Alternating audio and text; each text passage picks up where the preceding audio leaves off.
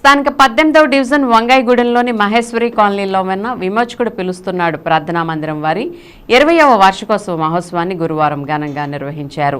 ఈ కార్యక్రమానికి మధు ఫౌండేషన్ మరియు చారిటబుల్ ట్రస్ట్ అధ్యక్షులు రెవరెండ్ పి మధుకుమార్ ఆహ్వానం మేరకు ముఖ్య అతిథులుగా APSRTC Vijayawada zonal chairman, Eluru Janasena in charge Reddy Appalanaidu, Tedepa రాష్ట్ర కార్యదర్శి, రాష్ట్ర మాలల్ finance corporation director Dasari Anjaneyulu హాజరై ప్రత్యేక ప్రార్థనలో పాల్గొన్నారు.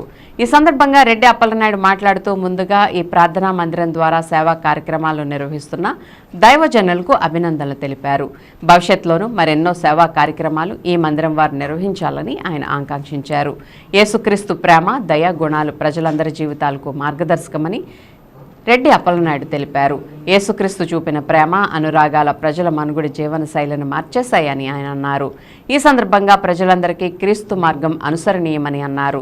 ఈ వార్షికోత్సవ వేడుకల్లో రెవరెండ్ పూనూరు శామ్యుల్, సంఘస్థులు మిరియాల రాజు, హరి, నల్లమిల్లి శంకర్, లంకపల్లి ప్రవీణ్, జకరయ్య, 18వ డివిజన్ జనసేన ఇన్ఛార్జి పల్లి విజయ్, స్థానిక నాయకులు భూపతి ప్రసాద్, దాసరి బాబీ, పల్లి రాజా, మెండం విజయ్, వాసే లహరి, చింటూ, సాగర్, బెజవాడ స్వరూప్, రాజేష్, వరుణ్, భారీ సంఖ్యలో దైవజనులు, క్రైస్తవ మత పెద్దలు తదితరులు పాల్గొన్నారు.